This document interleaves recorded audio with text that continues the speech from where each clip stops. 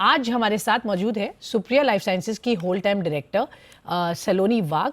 In fact सलोनी से company के मौजूदा डिमांड ट्रेंड और आगे के आउटलुक पर तो बात करेंगे, और चलते हैं सीधे हमारे सेगमेंट न्यू इंडिया की नारी शक्ति पर।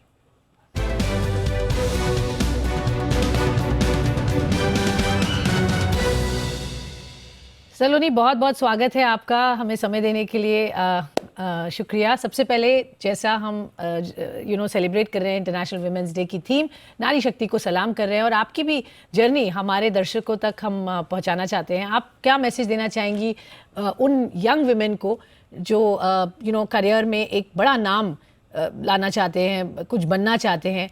क्या मैसेज है जो वुमेन आपको एज अ लीडर देखती हैं और एस्पायर करती हैं बनने के लिए? Thank you very much for having me on the show. And मेरी जर्नी की अगर बात करें तो सिंस द माय चाइल्डहुड हमारे पेरेंट्स बहुत ही प्रोग्रेसिव रहे हैं। उन्होंने हमेशा मुझे और मेरी सिस्टर को इक्वली ट्रीट किया है, कभी भी हमको डिफरेंशिएट नहीं किया है कि बॉयज या तुम में कोई डिफरेंस है। बचपन से ही हम बिजनेस ज्वाइन करेंगे इसी इंटेंशन से हमें एजुकेशन दिया। I'm a PhD myself, so definitely they always encouraged us, and I think ये जो एक atmosphere में हम बड़े हुए हैं, that had a very positive impact, which I think is very very important for all the young women today, and that sort of shaped me, to join my father's business. 7 years back मैंने ये company join की, and काफी challenges थे because company बड़ी थी, लोगों का acceptance as a second generation difficult है मिलना, टेक्निकल फील्ड है, प्रोडक्शन है जो बहुत ही मेल डोमिनेटेड है, तो उसमें खुद की एक जगह बनाना एंड लोगों का वो एक एक्सेप्टेंस मिलवाना बहुत ही मुश्किल रहा है मेरे लिए। But I am very proud to say that the way I was able to learn from the shop floor how the production works to marketing, business development, काफी ग्राउंड लेवल से मैंने हर डिपार्टमेंट में मेरी शुरुआत की। एंड आई थिंक वो लोगों ने देखा, मेरी ग्रोथ देखी, and after 6-7 years I can successfully say that I have earn that respect in my own company. So जो भी यंग वुमेन एंटरप्रेन्योर्स है, मैं उनको यही बोलना चाहती हूँ कि आप कभी भी डीमोटिवेट मत होइए। कोई भी नेगेटिव परसेप्शन अगर लोग आपके बारे में रखते हैं, don't get demotivated, be confident, be focused. जो पाथ या जो आपका गोल है वो डेफिनेटली आप उस पर हमेशा बने रहिए टू अचीव दैट, एंड एक ऐसा जर्नी बनाइए जो दूसरे वुमेन को भी इंस्पायर करे ये फील्ड में आगे आने के। आप अपना करियर बनाएं जो इंस्पायर करे दूसरों को, बट इम्पॉर्टेंट बात यह है कि अपने आप को प्रूव करें, और रियली यहाँ पर जो नेगेटिविटी है उसको हटाने का एक ही तरीका है, अपने काम से आप बेहतर प्रदर्शन दिखाएं। ओके, चलिए आपके बिजनेस पर अब फोकस डालेंगे। आप ऑफ कोर्स काफ़ी डीपली इन्वॉल्व हैं। Q3 नंबर्स जो हाल ही में आए थे उनको मैं देख लेती हूँ, बहुत ही स्ट्रॉन्ग नंबर्स रहे थे। अगर हम रेवेन्यू की बात करें तो ऑलमोस्ट 45% ऊपर, एबिटा भी करीब करीब 50% ऊपर, और पैट हम देखें तो 150% की यहाँ बढ़त देखने को मिली थी। पहले तो ये बताइए, परफॉर्मेंस सस्टेनेबल है, और क्या खास कारण थे अच्छे प्रॉफिट्स जो देखे गए इस क्वार्टर में, वो किन कारण की वजह से आए? वेल, जैसे कि हमने पहले भी बताया है कि कंपनी का फोकस मोर रेगुलेटेड मार्केट्स है, तो हमारा वो फोकस होने की वजह से काफी हमारे जो एग्जिस्टिंग प्रोडक्ट बास्केट है उसमें हमने काफी अच्छा वॉल्यूम स्केल अप देखा है। We have penetrated into newer geographies with these, a lot of new opportunities are coming our way. जो न्यू प्रोडक्ट्स हमने लॉन्च किए हैं उसमें भी हमको एक अच्छा ट्रैक्शन मिल रहा है, बिकॉज सुप्रिया का करंट एक्सपोजर 86 कंट्रीज में है एंड 2000 प्लस कस्टमर बेस है, तो वो हम लेवरेज कर पाए हैं। एंड आई थिंक वही ट्रांसलेट हो पा रहा है जो ग्रोथ आप देख रहे हैं उसमें। गोइंग फॉरवर्ड हमने हमेशा हमारे जितने भी इन्वेस्टर्स हैं, हमारे जितने भी रोड शोज या मीडिया इंटरेक्शंस हुए हैं, हमने हमेशा यही कहा है कि जो हिस्टोरिकली कंपनी ने ग्रोथ देखा है, जो एक 18 to 24% है रेवेन्यू ग्रोथ, वो बरकरार रहेगा। Q4 will be strong for us.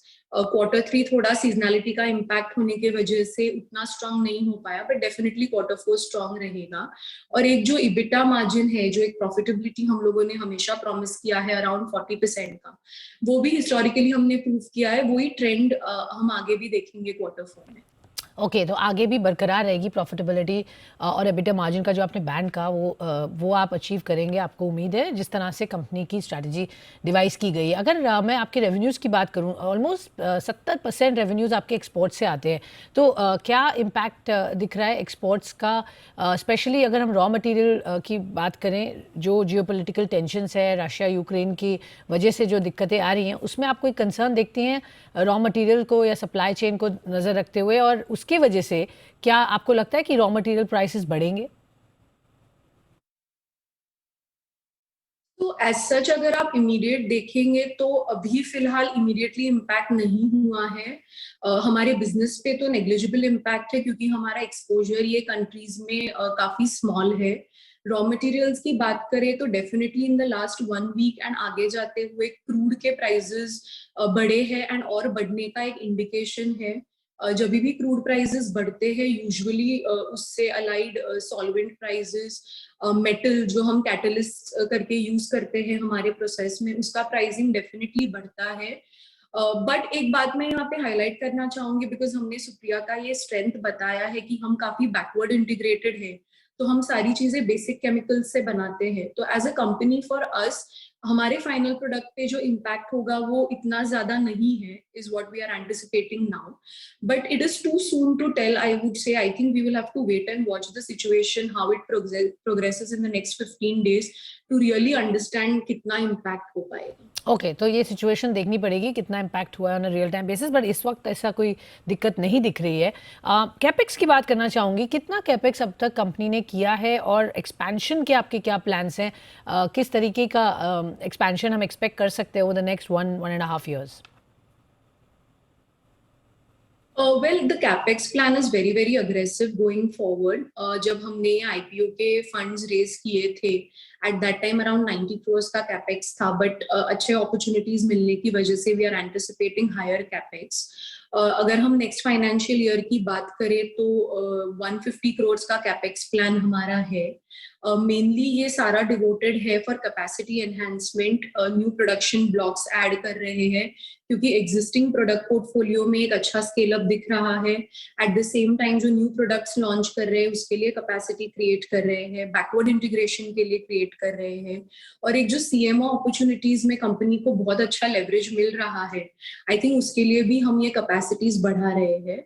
उसके साथ ही जो इंफ्रास्ट्रक्चरल अपग्रेड्स है जैसे कि R&D, quality control lab, ETP which is very very important because आजकल EHS बहुत ही इंपॉर्टेंट है फार्मा में, वो सारे अपग्रेड्स भी हमारे प्लान्ड है। So I think this year and next year mainly काफी अग्रेसिव कैपेक्स प्लान रहेगा। ओके, काफ़ी एग्रेसिव कैपेक्स प्लान्स है कंपनी के इस साल और अगले साल भी, क्लियरली आपने ये समझाया। बट कैपेसिटी यूटिलाइजेशन इस वक्त कैसी है, क्योंकि डिमांड आप कह रही हैं अच्छी खासी है, तो कैपेसिटी फिलहाल कितना ऑक्यूपाई की हुई है? और प्रोडक्ट पाइपलाइन की अगर मैं बात करूं फॉर FY23, तो क्या दिख रहा है, क्या इंपॉर्टेंट और इंटरेस्टिंग प्रोडक्ट्स होंगे जो कंपनी लॉन्च करेगी?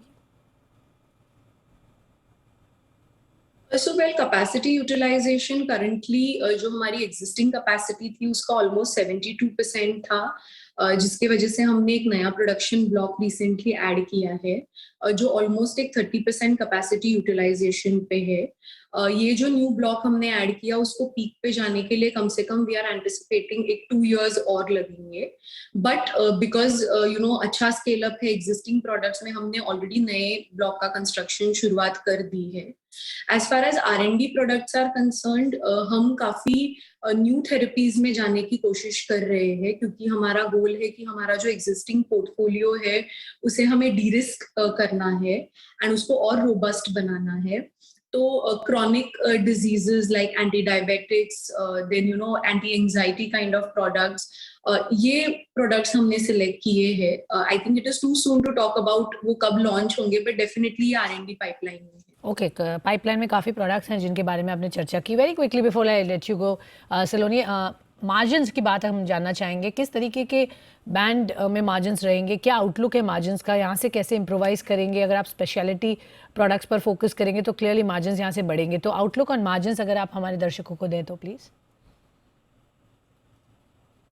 Well I would say considering कि हमारा जितना भी मार्जिन ग्रोथ हुआ है it is mainly driven by penetration into more regulated markets, जो हमने काफी कॉन्शियसली लास्ट काफी सालों से हम इस पे मेहनत कर रहे हैं। यूएसएफडीए सीईपीज मिलना, रेगुलेटरी अपग्रेडेशंस हमने काफी किए हैं। तो I feel that going forward 38 to 40% EBITDA margin एक सस्टेनेबल मार्जिन रहेगा for the company definitely, because you know जैसे ये मेच्योर प्रोडक्ट्स रेगुलेटेड मार्केट में जाएंगे, कुछ नए प्रोडक्ट्स ऐड होते जाएंगे, सो ये जो एक प्रोडक्ट पोर्टफोलियो है और रोबस्ट बनते जाएगा।